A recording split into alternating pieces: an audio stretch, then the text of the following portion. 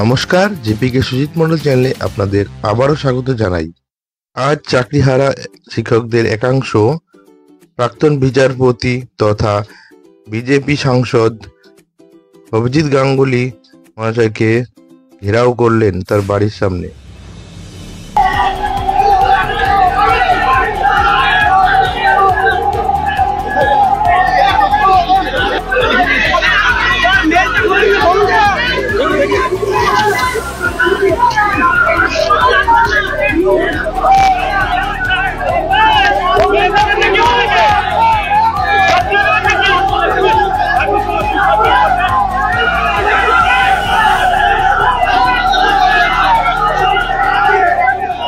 এদের মধ্যে নকশাল, এসইউসি এবং সিপিআইএম এর কিছু দুর্বৃত্ত ঢুকে পড়েছে, তারা চেঁচাচ্ছে।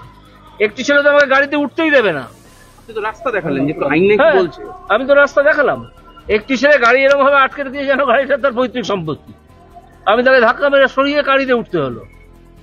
এইসব ধান্দাবাজ দালালদের আমি চিনি, বহুদিন ধরে চিনি। এরা এই কাণ্ড করছে। এর জন্য এরা ন্যায্য অধিকারটুকু এরা তো মমতা ব্যানার্জির সাহায্য করার জন্য এখানে এসছে। আপনারা বুঝতে পারছেন না কিভাবে অভয় আন্দোলনটাকে ধ্বংস করলো এরা। এই আন্দোলনটাকে ওরাই তো ধ্বংস করেছে। যেন যে কোনো আন্দোলন ওদের মনোপলি। এদের মনোপলি নয় কোনো আন্দোলন, মনোপলি হচ্ছে সাধারণ মানুষের। তারা আন্দোলন শুরু করেন, তারা আন্দোলনকে এগিয়ে নিয়ে যান। কে এই সিপিএম এসইউসি এই নকশালরা? স্যার, ব্রাত্য বসুর বৈঠকে একদলকে ডাকা হলো, একদলকে ডাকা হলো। সে তো ওদের তাবেদার সংগঠনের কিছু লোককে ডাকা হয়েছে। এখানে যারা বসে আছেন তাদের কাউকে তো ডাকা হয়নি। কেন ডাকা হয়নি? এই একদেশদর্শিতার যে প্রমাণ আপনারা আজকে রাখলেন, তাতে বোঝা যাচ্ছে যে আপনারা চামচাদেরই চান। যারা চাকরি কিনেছে তাদেরকেই চান, যারা যোগ্যভাবে চাকরি পেয়েছে তাদেরকে আপনারা চান না। আপনি 2 ঘন্টা থাকবেন আপাতত? অনেকক্ষণ থাকবো। 2 ঘন্টা কেন? রাত্রি 11টা 12টা। এবার আপনাদের শোনাবো তৃণমূলের সাধারণ সম্পাদক কুণাল ঘোষ বিচারপতি ঘেরাও প্রসঙ্গে কি বললেন, শুনুন। কে চাকরি খেয়েছে আপনারা যদি দয়া করে সেই বিষয়টা একটু দেখেন।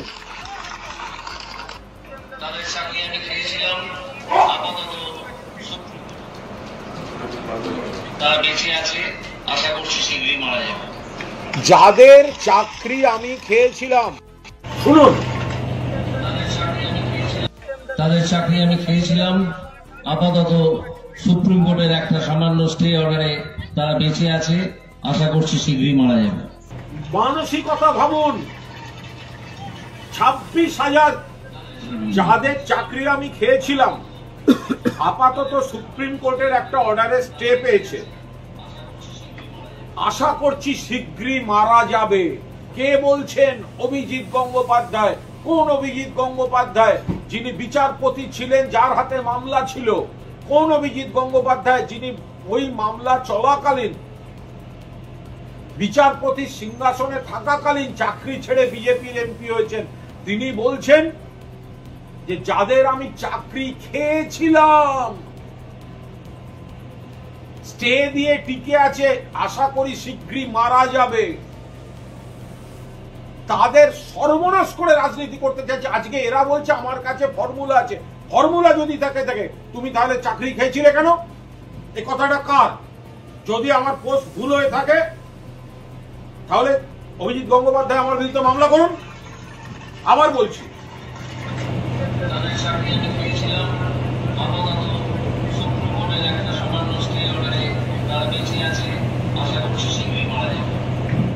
আমি যাদের চাকরি খেয়েছিলাম সুপ্রিম কোর্টের একটা সামান্য স্টে অর্ডারে আপাতত বেঁচে আছে, আশা করি শিগগিরই মারা যাবে।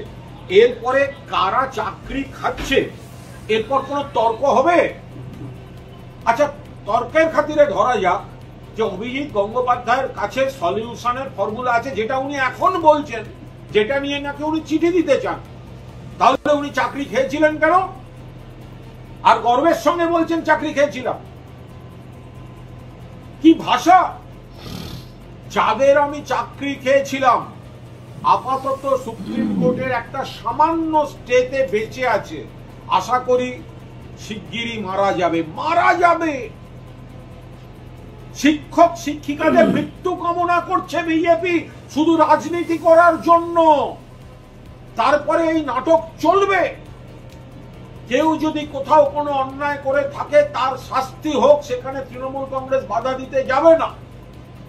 কিন্তু বাকি অংশটায় যোগ্যদেরকে চাকরি খেয়ে পলিটিক্যাল ইস্যু করে অস্থিরতা তৈরি, চোখের জল ফেলে জীবন শেষ করে দিয়ে গর্বের সঙ্গে বলছেন আশা করি মারা যাবে, আমি ওদের চাকরি খেয়েছিলাম, আর আজকে বলছেন আমার কাছে সলিউশনের ফর্মুলা আছে।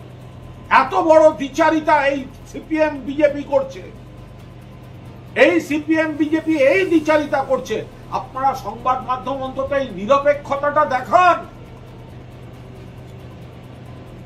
একজন বিচারপতি দাঁড়িয়ে বলছেন আমি যাদের চাকরি খেয়েছিলাম আশা করি তাড়াতাড়ি মারা যাবে, আবার সেই লোকটাই বলছে সমাধানের ফর্মুলা আছে।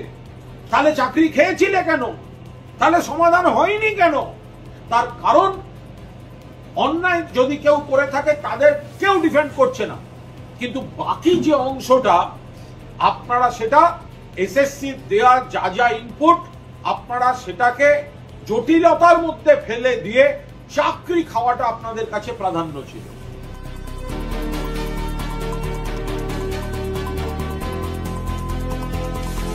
ভিডিওটি শেষ পর্যন্ত দেখার জন্য আপনাদের সকলকে ধন্যবাদ।